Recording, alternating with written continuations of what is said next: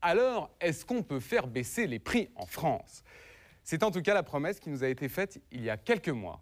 Bonsoir Nicolas Sarkozy. Bonsoir. Il y a quelques mois, vous avez justement pris un engagement, celui de pouvoir faire baisser les prix dans les hypermarchés. Le 17 juin dernier, vous avez d'ailleurs réuni les grands patrons des grandes marques ainsi que les grands patrons de la grande distribution. Et ce soir-là, vous avez décroché un accord historique puisque pour la première fois, les grands patrons se sont engagés, les grands patrons de la grande distribution et des grandes marques se sont engagés à faire baisser les prix de 2%. C'est en allant faire vos courses que vous avez eu cette idée-là? Non, d'abord, si vous me permettez 2 minutes d'explication. Premièrement, les Français sont persuadés que depuis l'euro, les prix ont augmenté. Eh bien, moi, je pense qu'ils ont raison. Les prix ont augmenté. Et il ne sert à rien de le contester. Il faut voir la réalité telle qu'elle est. Les prix ont augmenté en France plus que dans les autres pays d'Europe. Et cela, je ne l'accepte pas. On va le voir dans l'émission. Deuxième chose que je voulais dire. D'habitude, on parle de l'inflation. C'est un concept générique. Personne ne comprend rien, y compris les spécialistes. Moi, j'ai voulu qu'on parle des prix dans les grandes surfaces, c'est-à-dire là où les Français vont faire leurs courses. Car qu'est-ce qui a choisi les grandes surfaces? C'est le consommateur, c'est pas nous. Troisièmement, il y avait une polémique entre M. Leclerc et les autres. J'ai choisi de ne pas fermer les yeux, de ne pas me détourner d'un problème, de le regarder bien en face. Et à partir du moment où ça avait augmenté, j'ai essayé de comprendre pourquoi et de voir ce qu'on pouvait faire. Alors justement, on va regarder ce que vous pouvez faire, ce que vous avez fait, si ça marche. On va bien sûr revenir tout à l'heure sur les coulisses des négociations qui ont conduit à cet accord. Mais d'abord, nous allons regarder comment cette baisse de 2% s'applique dans les hypermarchés, voir vraiment si elle fonctionne, si tout le monde a vraiment joué le jeu, que ce soit les distributeurs et les grandes marques. C'est un reportage de Thibaut de Barbérac, Delphine Le Goeff, Philippe Vuarnesson et Fred Le Signol.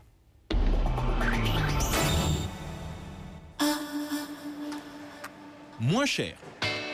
Dans toutes vos grandes surfaces, c'est ce que l'on vous affirme en ce moment.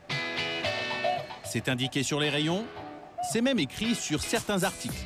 Les prix des produits de grandes marques sont en baisse. Au mois de juin dernier, les fabricants des marques les plus connues et la grande distribution se sont mis d'accord pour vous offrir dès la rentrée une baisse de 2%.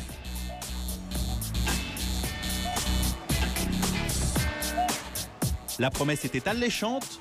Fallait-il y croire? Les prix ont-ils réellement baissé? Je suis désolée pour le ministre, mais actuellement, les consommateurs ne s'aperçoivent pas trop de la baisse des prix. Il y a des produits qui ont baissé jusqu'à 14%, 16% même pour certains qui commencent à être rares, mais il y en a, et d'autres produits qui n'ont quasiment pas bougé. En clair, mieux vaut avoir de bonnes lunettes pour se rendre compte de la baisse des prix.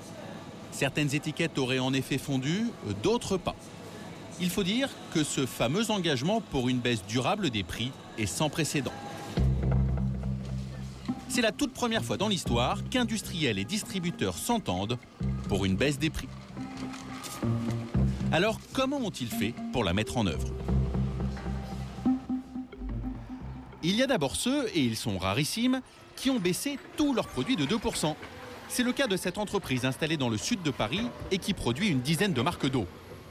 Saint-Yor, Courmayeur, Vernières ou encore Thonon. Le patron s'appelle Thierry Boidet. Dans sa main, la liste de ses nouveaux tarifs. Il vient tout juste de baisser tous ses prix de 2%. Donc Saint-Yor qui était à 3,82 € le pack est aujourd'hui à 3,75 € le pack. Courmayeur, donc Courmayeur était à 2,87 €, elle est à 2,81 €. La différence, 6 centimes pour 6 bouteilles, ce n'est presque rien.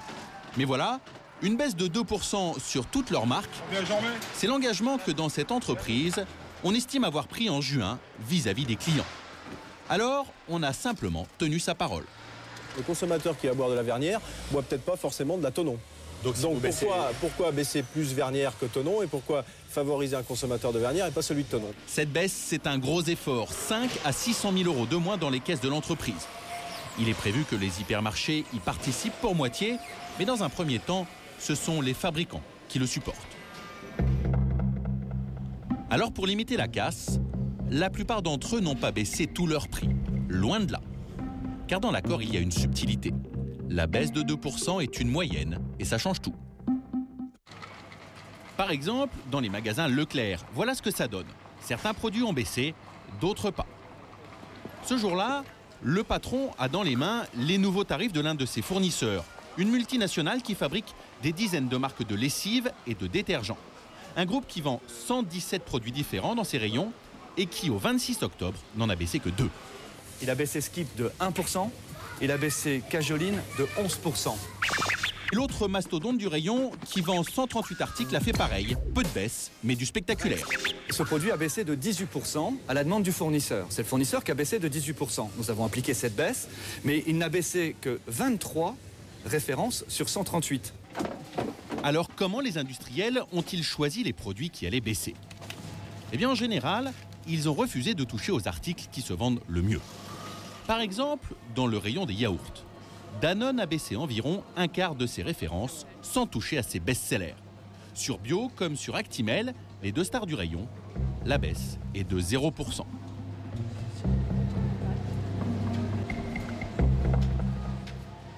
Plus subtil, les yaourts nature. Les lots de 4 se vendent mieux que les lots de 12. Résultat, le lot de 4 qui se vend bien ne bouge pas, le lot de 12 qui a plus de mal, moins 15%. Des baisses parfois spectaculaires, mais seulement sur quelques produits. Aucun industriel n'a accepté de participer à notre reportage. Mais hors caméra, plusieurs d'entre eux nous l'ont expliqué. Cette baisse des prix a souvent été l'occasion rêvée de relancer les ventes de certains produits en perte de vitesse, ou alors des produits soumis à forte concurrence. Et pour amortir le choc, d'autres industriels ont développé les ventes par lot. C'est Reine-Claude Madère, la patronne d'une association de défense des consommateurs, qui a débusqué l'astuce. Voilà ce qu'elle a rapporté de son supermarché. Des produits dont les tarifs sont bien en baisse, mais à condition de les acheter pour un régiment. Si vous vous situez dans l'optique d'une famille, vous vous rendez compte que en admettant qu'elle consomme ces produits, il faudra quand même qu'elle achète 4 paquets de lessive, qu'elle achète 4 paquets de nouilles. Si par hasard, en plus c'est une famille dans laquelle on utilise ce genre de produits, eh bien pour avoir un prix intéressant, et le prix est effectivement intéressant, il va falloir qu'elle achète ces 5 paquets de make-up. Ensuite vous avez le shampoing et le tout est à la longue. Mais alors, et ça, pour profiter en fait de cette baisse, oui. Sarkozy, mieux vaut avoir des grands placards. Oui, absolument, et puis de l'argent à avancer. Promotion sur des grosses quantités, rabais importants sur des produits très peu vendus, bref, la baisse des prix n'est pas uniforme. Et certains fabricants ne l'ont carrément pas appliquée du tout. L'accord dit que la baisse concerne les produits de marque des grands industriels. Or, il n'existe ni liste, ni définition officielle, c'est vague. Cellier des Dauphins, par exemple. La marque est connue, mais c'est une PME et non pas un grand industriel. Du coup, ils n'ont pas baissé leur prix. Chez Candia non plus, pas de baisse, car l'entreprise considère que le lait n'est pas concerné par l'accord. C'est vrai, mais seulement pour les petits producteurs. Chez Yoplait, ou encore chez le leader du rayon pizza, Sodebo, les dirigeants disent avoir baissé leurs tarifs quelques semaines avant l'accord. Pas question de retirer 2% de plus. Toutes ces marques ne risquent absolument rien. Étonnamment, l'accord ne prévoit aucune sanction. En résumé, chaque fabricant a fait ce qu'il a voulu. Mais pour que les consommateurs en profitent, encore faut-il que les grandes surfaces aient répercuté les baisses de prix.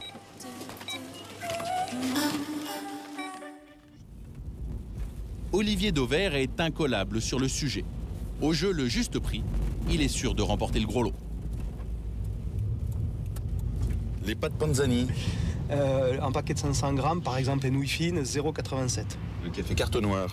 En bipack, alors on peut le trouver en promo à 4,24, c'était le cas sur le mois d'octobre, mais sinon en fond de rayon, on va dire que c'est plutôt 4,75. Le yaourt Danone Bio. Par lot de 4, on va dire actuellement c'est 1,25. Le camembert président. 1,65. La lessive Ariel. En 27 doses de lavage, on est à peu près à 9,50. Olivier Dauvert est consultant, spécialisé, on l'aura compris, dans la grande distribution. Il passe la moitié de son temps dans les rayons pour étudier la mise en place des produits ou encore les étiquettes. À Rennes, où il habite, en faisant des courses dans différents supermarchés, il a constaté que certains n'ont pas appliqué la baisse des prix. Sur ces bonbons, par exemple, on peut les trouver sur Rennes, dans certains magasins, à 1,70 € le paquet de 360 grammes. Et dans d'autres magasins, on le trouve, par exemple dans celui-ci, c'était à 1,40 €. Donc 30 centimes d'écart sur un produit qui vaut 1,40 €, c'est énorme. Et tout simplement parce que ce magasin n'avait pas répercuté la baisse Sarkozy, ce magasin avait répercuté la baisse. Et pour savoir si votre magasin pratique les nouveaux tarifs, vous pouvez trouver un indice en regardant les étiquettes d'un peu plus près. Hop. En général, sur les étiquettes de produits présents en magasin, vous avez la date à laquelle cette étiquette a été imprimée. Donc, par exemple, sur ces deux produits qui viennent du même magasin, c'est une crème dessert, il y en a un qui a été édité le 1er mars 2004.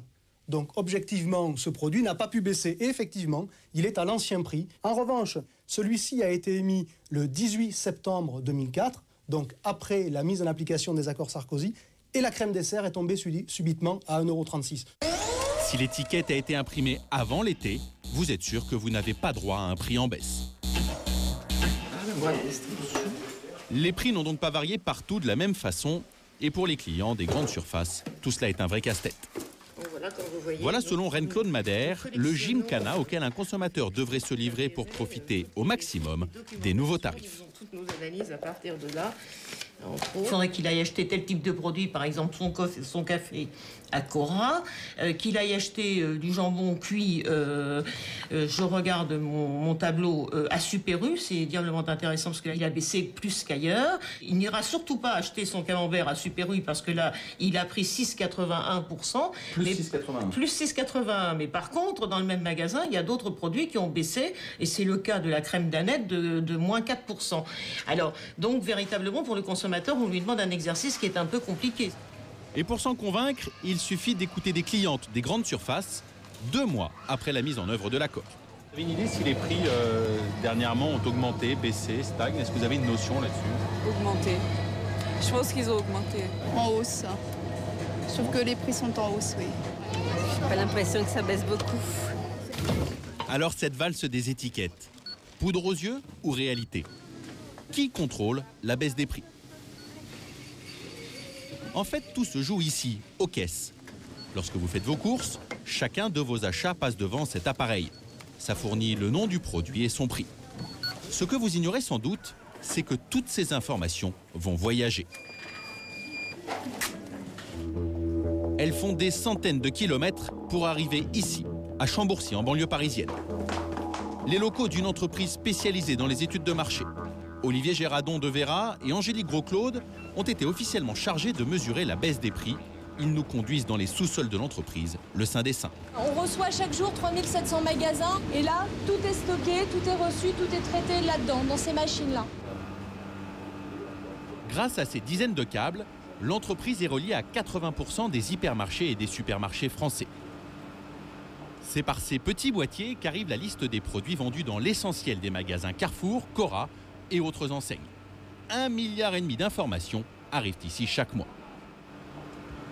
C'est donc à partir de tous ces chiffres qu'Angélique Gros-Claude et Olivier Véradon de Géra ont calculé au 3 octobre le niveau de la baisse des prix. La moyenne des prix payés par les consommateurs après la caisse a baissé de 1,57%. Début octobre donc, les moins 2% promis pour septembre n'étaient pas encore atteints. Et les consommateurs peuvent se faire du souci.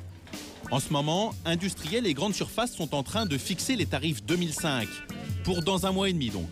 Selon nos informations, beaucoup de ces tarifs sont à la hausse. Nicolas Sarkozy, on voit que les produits qui baissent le plus ne sont pas forcément ceux qui sont le plus achetés par les consommateurs. C'est ça que vous vouliez? Vous ne vouliez pas que ce soit justement les produits qui soient le plus consommés? Si vous me permettez une ou deux remarques. D'abord, premièrement, c'est la première rentrée. On ne parle pas de l'augmentation des prix, mais de la réalité de la baisse des prix. Ça fait 5 ans que ça augmente continuellement.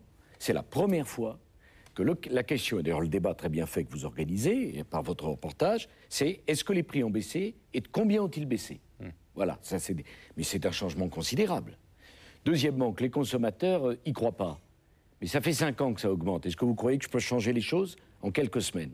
Et troisième remarque que je voudrais faire, c'est que moi je l'ai fait à main nue. simplement en obligeant les gens à se parler et en exigeant des résultats. Il n'y a pas eu de loi, il n'y a pas eu de circulaire, il n'y a pas eu de décret. Et qu'est-ce qu'il dit, votre dernier interlocuteur? Les prix ont baissé en moyenne de 1,57%. J'avais dit 2%. On est à 1,57%. C'est déjà un progrès considérable. Est-ce que vous n'avez pas le sentiment, sur cette baisse globale, que certains industriels n'ont pas forcément joué le jeu totalement de votre accord, puisque j'imagine ce que vous souhaitiez, c'était que ce soit les prix qui se vendent le plus, qui baissent le plus quand même, non? Je vais vous dire les choses, je veux vous dire la vérité, en tout cas telle que je la vois. Il y a certains industriels qui n'ont pas joué le jeu.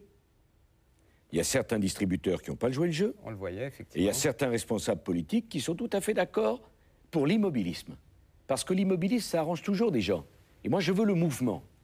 Parce que je trouve qu'il y a des réserves de pouvoir d'achat. Quelle est la situation dans laquelle ministre des Finances je me trouve? Je ne peux pas augmenter les impôts en France, ils sont déjà les plus élevés. Je ne peux pas mettre de l'argent du budget, on a un déficit qui est beaucoup trop élevé. Donc comment faire pour soutenir la croissance? Pour remettre du carburant dans la consommation? Eh bien, c'est baisser les prix. Parce que si vous baissez les prix, vous rendez du pouvoir d'achat aux consommateurs. Mais pour baisser les prix, il faut une énergie considérable. Parce que, naturellement, tout le monde n'a pas intérêt à cette baisse des prix. On va voir l'énergie que vous avez mis pour baisser les prix. Vous disiez, certains industriels et certains distributeurs n'ont pas joué le jeu. Qu'est-ce que vous pouvez faire pour les contraindre à jouer le jeu? Alors, c'est ça qu'il faut bien que le téléspectateur comprenne. C'est que moi, je ne peux agir que par conviction et que par force d'entraînement, en prenant l'opinion publique à témoin de mes efforts pour que l'opinion publique me soutienne pour obtenir des résultats. Alors parce que, par exemple, non mais juste un moment, je ne peux pas condamner quelqu'un parce que les prix augmentent pour une raison simple, c'est que depuis 1986, il y a une ordonnance sur la liberté des prix. Et c'est le droit de chaque industriel de faire les prix qu'il souhaite, et c'est le droit du consommateur de choisir l'adéquation entre le prix et la qualité du produit. Alors, quand même, que pensent les Français de votre baisse des prix? Selon un sondage réalisé il y a quelques jours, 89% des Français n'ont pas constaté de baisse de leurs dépenses en faisant leurs courses jusqu'à présent. Et 75% des Français, c'est-à-dire 3/4 des Français, auraient voulu une baisse de 2% sur tous les produits. Pourquoi vous n'avez pas fait une baisse de 2% sur tous les produits? D'abord, formidable, il n'y a aucun Français qui dit les prix augmentent. Alors pourquoi par ailleurs je n'ai pas pu obtenir une baisse généralisée de 2%? Mais c'est parce qu'il a fallu agir par conviction. Que ça a déjà été extraordinairement difficile d'obtenir cela. Et je crois par ailleurs que ça n'aurait pas été juste. Parce que ce qu'on appelle l'élasticité au prix, il y a certains produits, si on baisse les prix, leur consommation augmente. Et d'autres, si on baisse ou si on augmente les prix, leur consommation reste la même. Il fallait laisser, nous sommes en économie de marché, la liberté aux industriels. On ne va quand même pas revenir à l'époque où c'est le ministre des Finances qui fixe le prix de la baguette de pain ou du petit noir sur au bar du bistrot. Moi, je demande une baisse des prix. Et je l'obtiens, mais je laisse la liberté. Et c'est ça, l'économie de marché, aux industriels de le faire. Parce que sinon, comment vous faites jouer la concurrence? Si j'obtiens une baisse pour tout le monde, pareil. Alors pourquoi il y a plusieurs enseignes? Pourquoi il y a plusieurs fabricants de rasoirs? Où elle est la concurrence dans ce cas-là? C'est exactement comme si à la télévision, j'exigeais au nom de quoi que toutes les chaînes aient l'émission Capital, avec le même pour faire la présentation. Ça serait bien. Ça dépend, sauf si je bloque les salaires. En tout cas, ça serait bien. Il y a un petit temps d'arrêt quand même. Alors, en tout cas, vous avez décidé de faire baisser les prix dans la grande distribution. Et pour y arriver, ça s'est passé chez vous, à Bercy, dans la nuit du 16 au 17 juin dernier. Enfin, c'est l'arrivée. Hein, l'arrivée. Il y a eu des nombreuses heures de travail avant. Absolument. Et ça a été une vraie bagarre, puisque jusqu'à la dernière minute, tout a failli capoter. Alors, nous avons voulu précisément savoir ce qui s'est passé. Et vous allez voir, c'est un vrai polar. Nicolas Sarkozy, vous restez avec nous. On se retrouve après une courte pause. France, le pays où la vie est trop chère. Deuxième partie de cette émission. Nicolas Sarkozy, on va maintenant découvrir avec vous comment vous avez fait pour faire baisser les prix dans les grandes surfaces. En juin dernier, vous avez décroché un accord historique puisque les patrons des grandes marques et les patrons de la grande distribution se sont engagés à baisser leurs prix. Alors ça a été vraiment une négociation à couteau tiré, une négociation pleine de rebondissements. Les grandes marques et les hyper n'étaient pas vraiment ravis à l'idée de faire des sacrifices. Voici l'histoire d'une décision secrète, un polar signé Thibaut Formery, Édouard Bridge, Florent Villeroy et Olivier Lubczynski. Je vais signer le premier. Ce jour-là, Gérard Mullier, le PDG d'Auchan, est pressé d'en finir. et il n'est pas le seul. À ses côtés, Michel-Édouard Leclerc ou encore Daniel Bernard, le patron de Carrefour. Tous les poids lourds de la grande distribution sont autour de Nicolas Sarkozy. Nous sommes le 17 juin dernier. Ils viennent de signer avec les grandes marques un accord qui concerne tous les Français, la baisse des prix. Aujourd'hui, Nicolas Sarkozy a le sourire. Pourtant, il n'est pas passé loin de la catastrophe. La négociation a failli ne jamais aboutir. Durant 2 semaines, en coulisses, Bercy a été le théâtre d'un feuilleton à rebondissement digne d'un polar. Je crois que les délais qu'il impose, c'est complètement hors norme. Visiblement, il a voulu frapper vite et fort. Que ça bloque au dernier moment, c'était pas acceptable. Un feuilleton qui commence 2 mois plus tôt. Nous sommes le 1er avril. Nicolas Sarkozy vient d'être nommé ministre de l'économie. À peine arrivé à Bercy, il a une priorité en tête, baisser les prix. Le numéro 2 du gouvernement n'a pas eu cette idée par hasard. À ce moment-là, en France, une campagne de pub s'étale sur tous les panneaux d'affichage. Le slogan l'affirme, contrairement à ce que vous disent les chiffres officiels, les Français ont perdu 1% de pouvoir d'achat. C'est le dernier coup médiatique du plus provocateur des patrons de la grande distribution, Michel-Édouard Leclerc. C'est une campagne de pub qui oblige les hommes politiques à réagir. Nous avons dit très clairement sur des affiches au fond, tous les gens qui vous disent qu'il n'y a pas d'inflation, tous les gens qui vous disent que le pouvoir d'achat augmente, manifestement ne vivent pas sur la même planète. Donc c'est cette affiche qui a tout déclenché. Et apparemment, il a réussi son coup. 1 semaine après son arrivée à Bercy, Nicolas Sarkozy va en parler au journal de 20h. Mais regardez l'affaire des prix dans les hypermarchés. Il y a une campagne qui a été lancée. Ça me passionne. Je voudrais qu'on résolve ce problème. Et je veux que très vite, on aille au bout des choses et qu'on ouvre les dossiers. Pour faire baisser les prix, le ministre a déjà une stratégie dans ses cartons. Il va cibler les grandes marques dans les hypermarchés. Baisser, d'accord, mais de combien? Là encore, l'incontournable patron des centres Leclerc va lui souffler la réponse. Je pensais, comme le ministre, que l'intérêt de ces accords, c'était de créer un effet choc, un effet massue, et que les consommateurs puissent voir véritablement une baisse de 5%. 5%, un chiffre suffisamment fort pour frapper l'attention du consommateur. Alors maintenant, le ministre peut passer à l'action.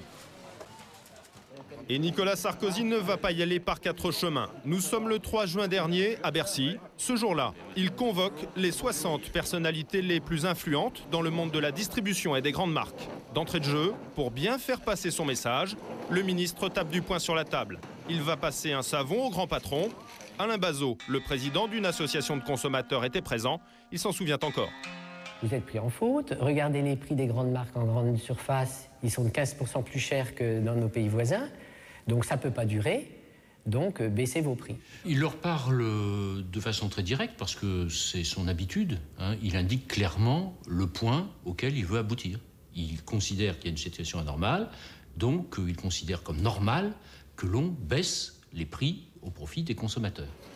Nicolas Sarkozy ne s'arrête pas là. Cet accord doit être conclu en 2 semaines, le 17 juin.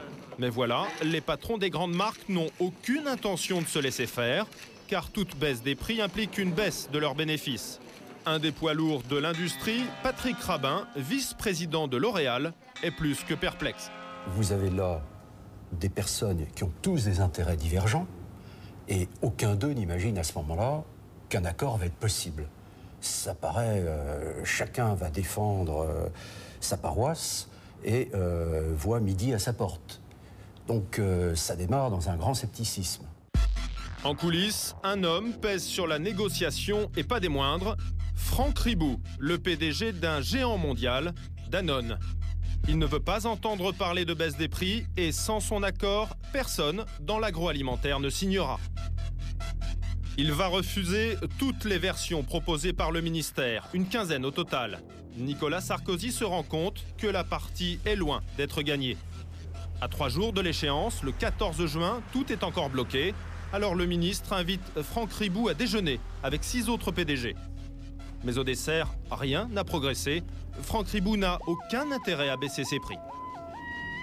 Il ne voit pas dans une logique d'industriel. Pourquoi se priver de la possibilité de gagner de l'argent sur des produits qui sont appréciés par le consommateur et par conséquent qui se vendent bien au prix où ils se trouvent. Danone vend en France des produits assez haut de gamme, qui se vendent bien sans besoin de baisse des prix. Par exemple, Actimel. Actimel, c'est un produit haut de gamme, de petite dose, assez cher, les gens l'achètent. Il ne voit pas très bien pourquoi il devrait baisser sur des choses qui marchent bien. Nicolas Sarkozy est dos au mur, il est obligé de réagir, il va se montrer menaçant. Ou vous vous mettez d'accord entre vous, ou bien je serai obligé d'intervenir par la voie parlementaire, par la loi. Mais vous savez, si ça passe par la loi, on commence une discussion et on ne sait pas comment ça va se terminer. À ce moment-là, Nicolas Sarkozy a marqué un point. Certains industriels commencent à avoir des doutes. Pour eux, pas question d'aller au clash. Face au ministre de l'économie et des finances, une loi pourrait déclencher une baisse des prix plus importante. Alors quelques patrons, comme Patrick Rabin, proposent une solution 2 jours plus tard. Une baisse des prix, oui, mais 5% c'est exclu. On fait, en réalité, le mercredi, un projet très simplifié. Au lieu de dire moins 5% de baisse, on dit écoutez, soyons raisonnables. 2% de baisse, 1% à la charge industrielle, 1% à la charge des distributeurs. On arrive au 16 juin avec un projet sur la table qui est l'état des échanges ce jour-là et qui n'est pas considéré encore satisfaisant par tous. Nicolas Sarkozy n'a plus qu'une nuit pour négocier. L'accord doit être signé le lendemain matin. Il décide de convoquer une vingtaine de grands patrons en urgence à Bercy. Il est 20h, c'est la réunion de la dernière chance. Il relie l'accord pour savoir si tout le monde est bien d'accord. Et les distributeurs disent « Ok, on signe », pas forcément de gaieté de cœur, mais on signe. Et les industriels se retranchent derrière les secrétaires généraux de leur fédération. Et à ce moment-là, on entend ces secrétaires généraux dire « Nous n'avons pas le mandat ». En effet, les industriels comme Franck Ribou se sont fait représenter ce soir-là. Leurs émissaires ont toujours pour instruction de ne pas signer. Alors Nicolas Sarkozy emploie les grands moyens pour les convaincre. Et donc, vers 23h, Nicolas Sarkozy a simplement mis ses industriels au pied du mur. Il leur a dit écoutez, messieurs, vous avez des portables. Vous voyez qui va signer, Leclerc, Intermarché, Carrefour, mais aussi des industriels, L'Oréal, Procter. Donc, moi, demain matin, je maintiens ma conférence de presse et je dirai très clairement le nom des industriels et des distributeurs qui auront signé. Et si on me demande ceux qui n'ont pas signé, je vous les enverrai, vous vous en expliquerez avec eux. Une fois cette position du ministre acquise et dit très très calmement, les mobiles, les téléphones portables ont crépité, chacun cherchant le téléphone de tel ou tel industriel. Et celui qu'il faut contacter de toute urgence, c'est Franck Ribou. Il est en Sardaigne, à une convention mondiale des cadres de Danone. Un des négociateurs parvient à le joindre sur son portable, il lui passe Nicolas Sarkozy. Les deux hommes vont s'expliquer une dernière fois. Que se sont-ils dit? Mystère. Mais tout bascule, Franck Ribou change d'avis, il donne son feu vert, dès lors tout le monde se rallie à l'accord. Ceux qui étaient vraiment contre cette baisse ont baissé les bras, ils se sont dit nous ne voulons pas gérer la pression médiatique qu'il va y avoir dès le lendemain. En effet, le lendemain matin, la presse au grand complet est conviée pour assister à la signature de l'accord. Nicolas Sarkozy a réussi son pari, mais il s'en est fallu de peu. Nicolas Sarkozy, qu'est-ce que vous lui avez dit à Franck Ribou pour le convaincre? D'abord, juste un mot général. Moi, j'essaie toujours de me mettre dos au mur. Il y a un vrai problème, il faut trouver une solution. Si vous commencez à dire « je ne vais face au problème que si j'ai une chance de gagner », vous ne faites rien. Donc c'était un vrai problème, il fallait trouver une solution. Bon. Il se trouve que Franck Ribou, je le connais bien, je l'apprécie. C'est un des grands industriels français. Et je ne peux pas reprocher à quelqu'un de défendre les intérêts de sa boutique. Il n'est pas en charge de l'intérêt général, il est en charge des intérêts de sa boîte. Et c'est respectable.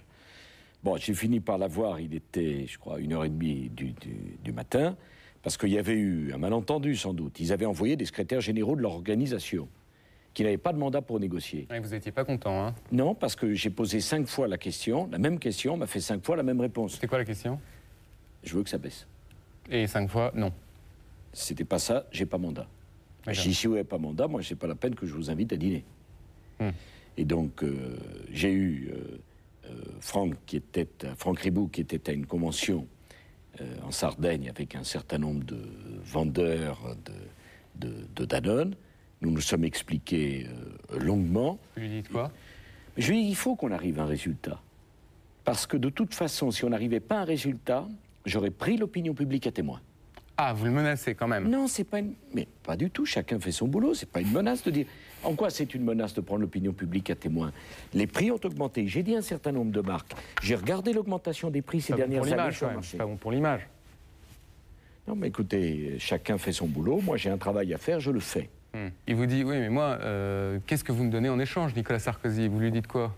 Ben, je lui dis, écoute Franck, tu auras la reconnaissance de l'opinion publique, 2, tu vas pas te mettre à dos tes clients qui ont déjà signé l'accord. Très rapidement, au départ, vous vouliez une baisse de 5%.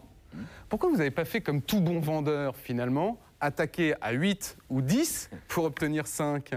Non, parce que vous savez, je crois que quand on est ministre des Finances, on n'est pas un vendeur. On doit faire des choses raisonnables. Moi, mon but, c'est pas de tuer les entreprises françaises et c'est pas de diminuer l'emploi. Si vous faites des prix trop bas, vous vous trouvez avec des entreprises qui ne pourront pas gagner de la productivité. Et donc, vous savez, c'était un peu une erreur. Non, c'est... Après m'avoir dit qu'il fallait commencer à 8, vous me dites qu'à 5, c'est une erreur. Non, mais en fait, vous reconnaissez que finalement 5%, c'était un peu haut? Exact. Je reconnais surtout que j'ai dû moi aussi faire ma part. Absolument. Parce que le secret d'un bon compromis, d'une bonne négociation, je vous dirais, il est très simple. C'est qu'il ne doit pas y avoir de perdants et de gagnants.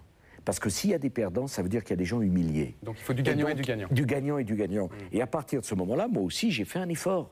J'avais l'idée que ça serait 5%, ben ça a été 2 plus 1. D'accord. En tout cas, derrière cette baisse de prix, qu'est-ce qu'on voit? On voit qu'il y a une montée en puissance des hypermarchés qui veulent pouvoir casser les prix. Mais ils ne sont pas totalement libres, ils n'ont pas forcément les mains libres, car depuis 10 ans en France, la loi protège le petit commerce et les fournisseurs des hypermarchés. Aujourd'hui, cette loi est remise en question. Alors, les hypermarchés peuvent-ils tuer le petit commerce? Regardez, c'est un reportage de Fabien Vincent, Delphine Le Goeff, Pierre Elberg et Ruth Duarte.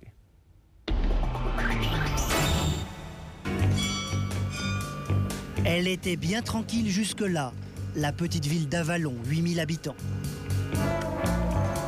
Et puis, en 1995, s'est produit un vrai séisme avec l'arrivée d'un mastodonte, l'hypermarché Mammouth. 5000 mètres carrés, 32 caisses, plus de 20 000 articles, les consommateurs bourguignons venus de 3 départements découvrent ces nouveaux temples du commerce. C'est diversifié, on trouve tout ce qu'on veut, on n'a pas besoin de faire X kilomètres, c'est impeccable. Puis il y a l'ambiance aussi, j'aime bien l'ambiance. Les petites épiceries n'arrivent pas à avoir des prix assez intéressants. Bon là on arrive à avoir les mêmes avantages qu'à Paris, que la région parisienne.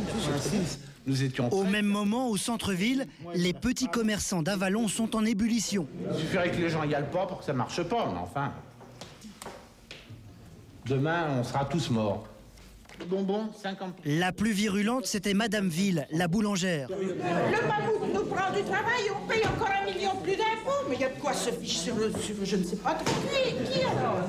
À l'époque, dans les rues d'Avallon, quelques boutiques sont à vendre, car les petits commerçants, à l'image de la marchande de jouets, ne peuvent pas se battre contre l'hypermarché sur les prix. Voilà. Vous avez à Noël un hyper qui a fait une promotion.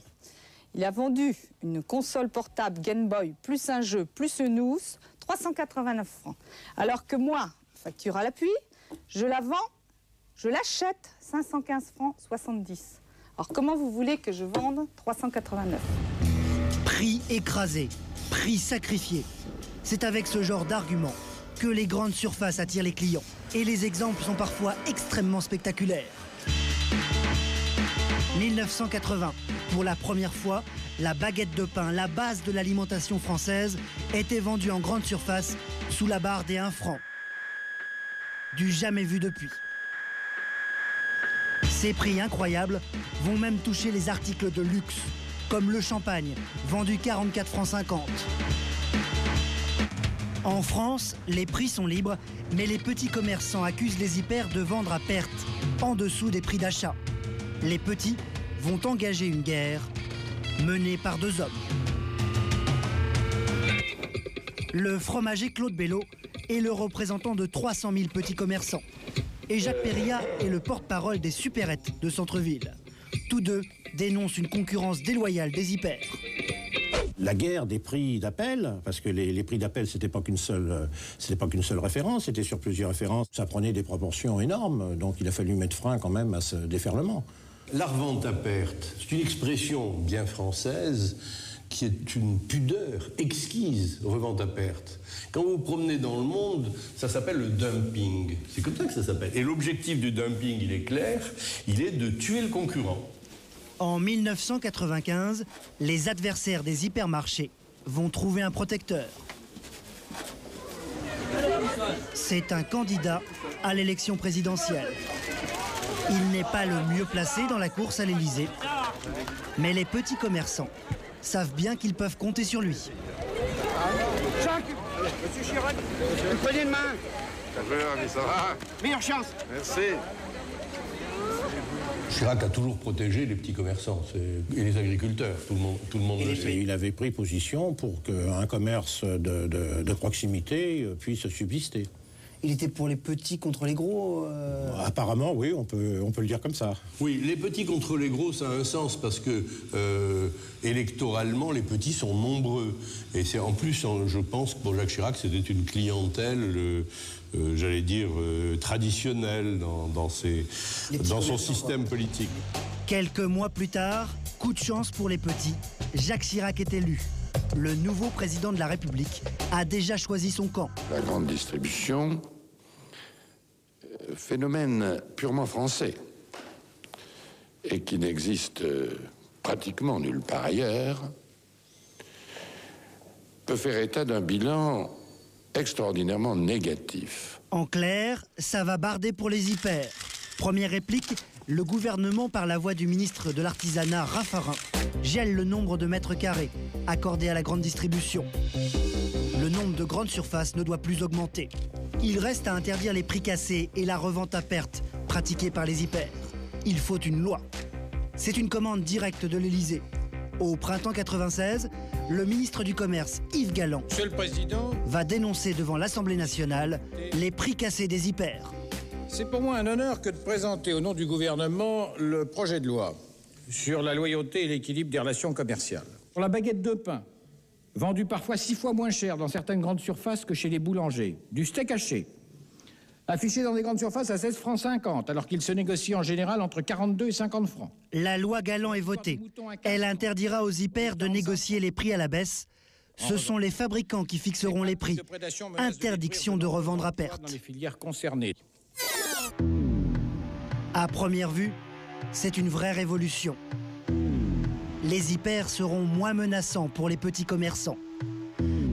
Mais si les géants ont perdu une bataille, ils n'ont pas perdu la guerre. Ils vont rapidement trouver un moyen de contourner la loi. Reims, sa cathédrale, son breuvage des dieux est moins connu, son biscuit rose. C'est, paraît-il, délicieux, trempé dans une coupe de champagne. Ça sent bon, oui. Ça sent quoi? Il y a de la vanille que l'on met dans la pâte. Selon le patron de la biscuiterie, la recette remonterait à l'époque de Louis XIV. Le biscuit rose, il existe depuis quand? 1691, plus de 3 siècles. Les affaires marchent bien. Charles de Fougeroux vient d'investir 6 millions d'euros dans ses nouvelles chaînes de production. Il faut dire qu'il travaille beaucoup pour les hypermarchés, qui lui prennent de très gros volumes. Quelle proportion de la production part dans les hypermarchés? Du biscuit rose, 70% environ. Et sur tout ce que vous produisez? À peu près, oui. Donc vous travaillez avec tous les hyper en France? Je travaille avec presque toutes les chaînes. Depuis la loi Galland, le tarif auquel le fabricant vend ses biscuits est le même pour toutes les enseignes de grande surface. C'est lui qui le fixe. Il est à 3,30 au tarif. Vous le vendez 3,30 à l'hyper? Je le vends 3,30. Le tarif, c'est vous qui le fixez? Ah, le tarif, c'est moi qui le fixe. Pour vivre? Absolument. Ah, il faut que l'entreprise ait de la marge. Pour assurer sa marge d'environ 8%, il vend exactement chaque paquet 3,31 € aux hyper. Mais depuis que la revente à perte est interdite, combien la grande surface revend-elle son produit?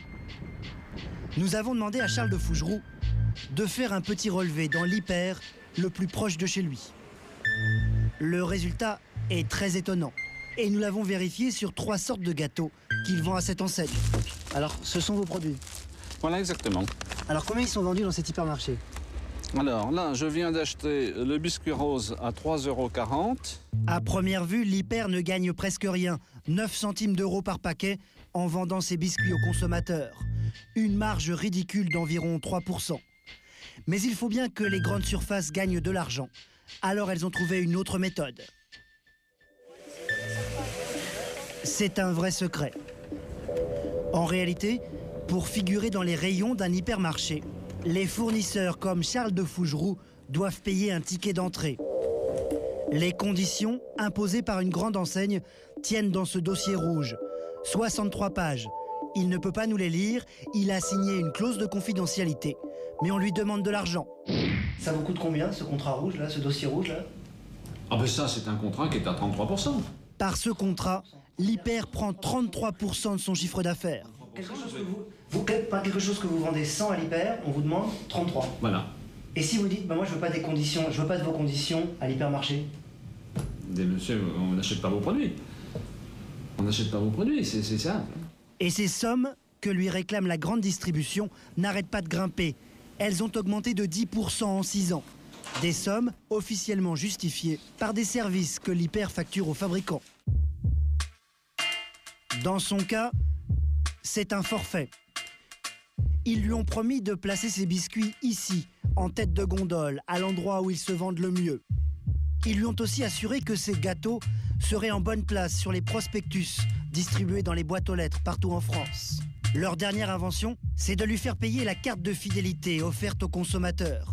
Ce sont les fournisseurs qui payent les petits cadeaux.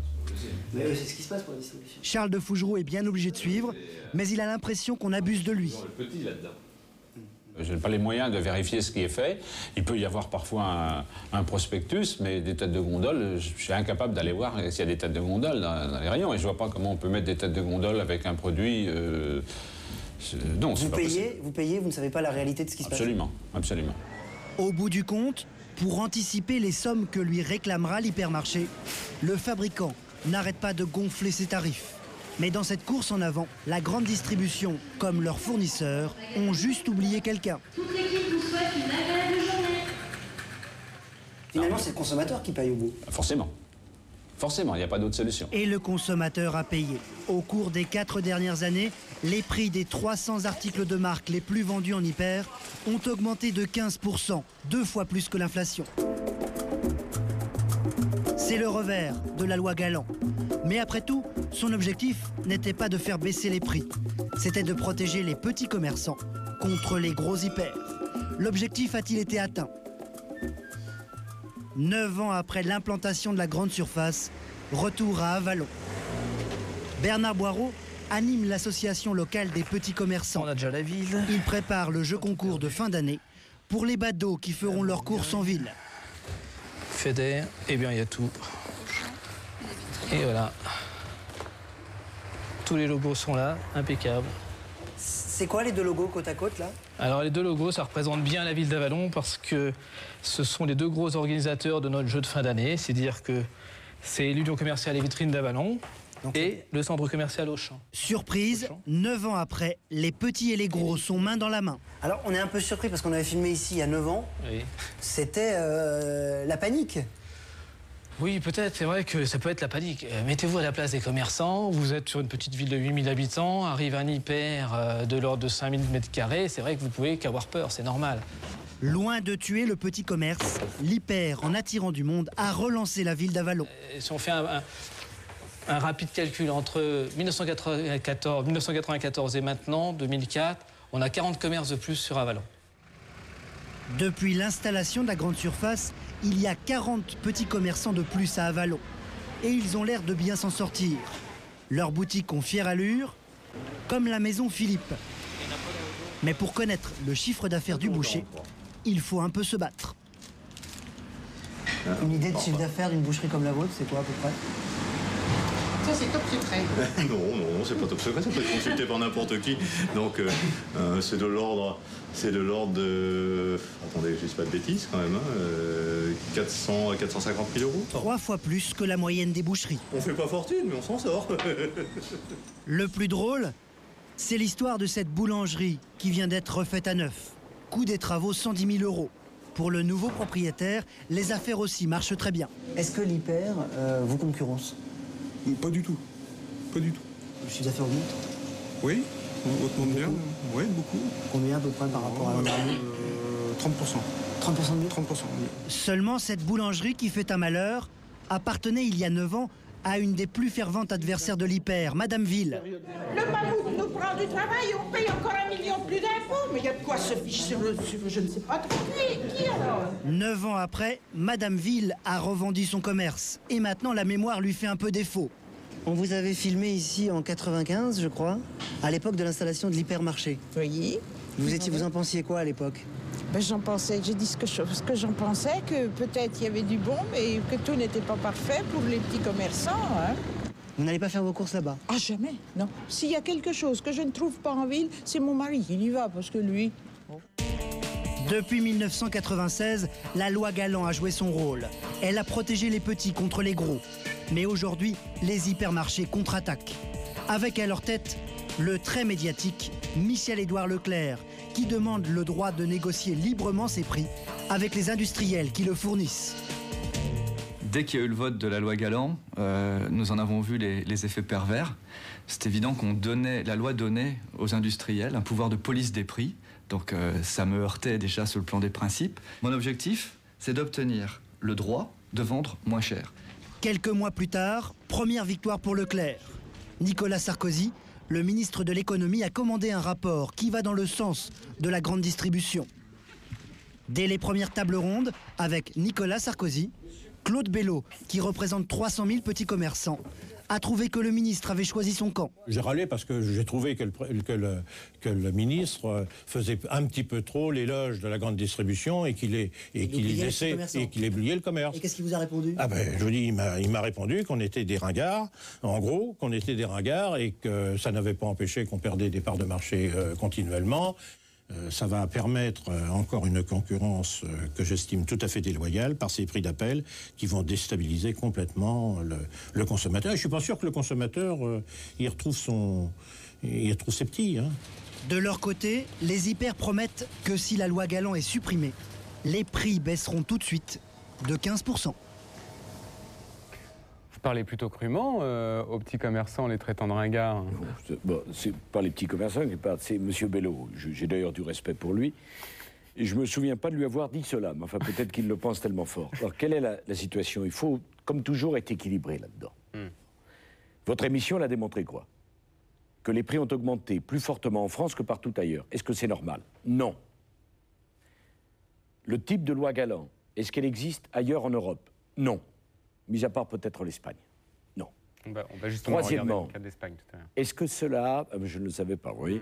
Est-ce que cela a permis d'éviter la disparition des petits commerces? Non. Alors, à Vallon, c'est formidable. Sur les 3 dernières années, il y a 30% de charcuterie en moins, il y a 22% de mercerie en moins, il y a 28% de boulangerie en moins. Donc à Vallon est une exception. Non, mais je ne connais pas, donc moi, je n'aime pas donner une opinion sur quelque chose que je ne connais pas. Mais allez dans les centres-villes, et qu'est-ce que vous voyez? La disparition des alimentaires. Pourquoi? Parce que l'avenir du petit commerce, je crois au petit commerce. Mais je vous dis une chose, le petit commerçant, on n'y va pas parce que les prix sont moins chers. On y va parce que la qualité du service est meilleure, parce que la qualité des produits est meilleure et parce que c'est proche. Donc il faut sauver le petit commerce. Mais en même temps, qu'est-ce qui a fait le succès des surfaces, des grandes surfaces? C'est une chose dont il faut parler. Aujourd'hui, les femmes travaillent et veulent concilier vie professionnelle et vie familiale. Alors qu'est-ce qui se passe? Quand vous avez des enfants élevés, quand vous avez une vie de couple, et quand vous avez un travail, vous n'avez pas le temps tous les jours de passer 2 heures à aller d'un petit commerçant à l'autre pour faire vos courses. C'est ça l'histoire des grandes surfaces. On y va en famille, une fois tous les 15 jours ou une fois par semaine. Je ne veux pas supprimer le seuil de revente à perte, mais je veux que les prix baissent. Alors, et donc, vous voyez, je veux l'équilibre entre les deux. Alors, je souhaite des petits commerçants dans nos villes parce qu'on en a besoin. Sans les petits commerçants, nos centres-villes sont morts. Mais je veux en même temps que le consommateur ne le paye pas. Ce que vous avez montré sur les marges arrière, c'est quoi? Il y a toute une partie de la facture qui est payée par le consommateur. C'est donc du pouvoir d'achat qui lui est retiré. Alors, la loi Galland, effectivement, est un frein, je dirais, à la baisse des prix. Vous avez comme projet de modifier cette loi. si vous arrivez à la modifier, vous voulez une baisse des prix de combien? De beaucoup plus de 2%, j'imagine. Oui, je pense qu'il y a de la marge de manœuvre pour baisser les prix. Combien? Mais une chose, je ne sais pas, c'est pas moi qui peux, encore une fois, c'est pas administré. En tout cas, il y a un cas très intéressant qui est celui de la Hollande, où il y a effectivement une baisse de 10 à 15% des prix de grandes marques. C'est pas une baisse, c'est une guerre des prix en Hollande. Oui, mais au c'est départ, la différence. Absolument. Mais au départ, ça a commencé justement avec une baisse de 10 à 15% des prix dans la grande distribution, et ça a entraîné une guerre des prix sauvage. Le résultat, c'est qu'il y a eu une perte de 17 000 emplois quand même en Hollande, et surtout, la consommation n'a pas repris. Qu'est-ce qui nous garantit que ça ne risque pas d'arriver en France, hein? Bon. D'abord, il y a des risques, et j'ai regardé la question de la Hollande très simplement et très précisément. Mais je voudrais vous dire une chose sur les emplois. Qu'est-ce qui crée des emplois aux plus jeunes, et notamment aux jeunes des quartiers aujourd'hui, si ce n'est les emplois qu'on offre aussi dans les grandes surfaces? Le commerce, c'est aussi une possibilité de faire de l'emploi. Absolument. La situation hollandaise, je n'en veux en aucun prix. Mais en situation hollandaise, il n'y a pas le seuil de revente à perte, c'est-à-dire l'interdiction du prix d'appel. Or, qu'est-ce que je viens de vous dire? Que je vais l'interdire? Moi, si je suis un petit commerçant et que je vois que l'hyper d'à côté est en train de baisser ses prix de 10 à 15%, comment je vais suivre? Mais c'est extraordinaire, je vous rappelle le début de l'émission. Vous me dites, Monsieur Sarkozy, les prix n'ont pas assez baissé. À la fin de l'émission, vous me dites, Monsieur Sarkozy, vous vous rendez compte? Vous risquez de faire baisser les prix trop. Avec la modification de la loi Galland, je reprends ma question. Non, parce que la modification de la loi Galland que nous préparons ne modifiera pas l'interdiction du vente à perte. C'est-à-dire le prix d'appel. Vous savez, c'était l'expression, une vague de perte dans un océan de prospérité. De prospérité. C'est-à-dire qu'on fait baisser artificiellement un produit en le vendant à perte pour attirer le client et on augmente les autres. Cela, ça sera toujours interdit. Donc j'ai pris toutes les conséquences de la situation hollandaise pour éviter le risque d'une guerre des prix par le maintien du seuil de vente à perte. Mais en même temps, je ne veux pas qu'on me dise, Monsieur Sarkozy, il n'y a rien à faire. Si vous bougez, vous avez la guerre des prix hollandaise, et si je ne bouge pas, j'ai l'augmentation des prix française. Et ça, c'est typiquement la France. On ne fait rien. On reste assis sur son derrière, on regarde les problèmes, on participe à des émissions, et on dit, désolé, chers téléspectateurs, j'aurais aimé faire quelque chose, mais j'ai pas pu. Eh bien moi, je ne dis pas désolé. Je ne crois pas à la fatalité. Je la refuse. Je suis quelqu'un de volontaire. Alors ça, c'est votre projet de loi de modification de la loi Galland. Le problème, c'est que vous partez quand même dans 15 jours pour, en principe, diriger l'UMP. Donc ça veut dire que c'est un engagement que vous n'allez pas pouvoir tenir, alors? Parce que vous ne pouvez pas être au four et au moulin. Eh bien si. Bah, comment vous allez faire? Parce que je ne pars pas en Patagonie extérieure. Non, mais enfin, d'accord, mais vous êtes plus ministre. Je pars pour diriger le premier parti de la majorité, le premier groupe parlementaire. Et est-ce que vous doutez une minute que je n'aurai pas un œil attentif sur ce que fera mon successeur? Oui, mais si votre successeur, il n'a pas envie de cette loi, il s'en expliquera. D'accord, mais ça veut dire qu'elle peut ne jamais voir le jour? Non, parce qu'au point des discussions où nous sommes, je crois que chacun a compris qu'il fallait bouger. Ça serait un échec si ce n'était pas voté pour vous? Si on restait à l'immobilisme? Oui, si. Votre projet de loi... Je ne l'envisage même pas. Ah, vous ne l'envisagez même pas? Non. Ça sera une réussite? Non, ça sera voté. Je ne veux pas dire... Ça serait très arrogant. Je dis, mais à quoi ça sert d'être ministre si c'est pour regarder les problèmes sans avancer? Alors, vous savez, moi, je ne gagne pas à chaque fois. J'ai connu des échecs. Le référendum en Corse a été un échec. Mais qu'est-ce qu'ils demandent, les Français? Essayez. Ils en ont plus qu'assez d'entendre des responsables politiques qui disent, on ne peut pas, on n'a pas pu... C'est pas possible. On peut rien sur l'insécurité, rien sur l'immigration, rien sur la mondialisation, rien sur la croissance. Mais on est là pourquoi, nous? Pour tenter, pour faire bouger les choses. Et moi, c'est ce que j'essaye de faire.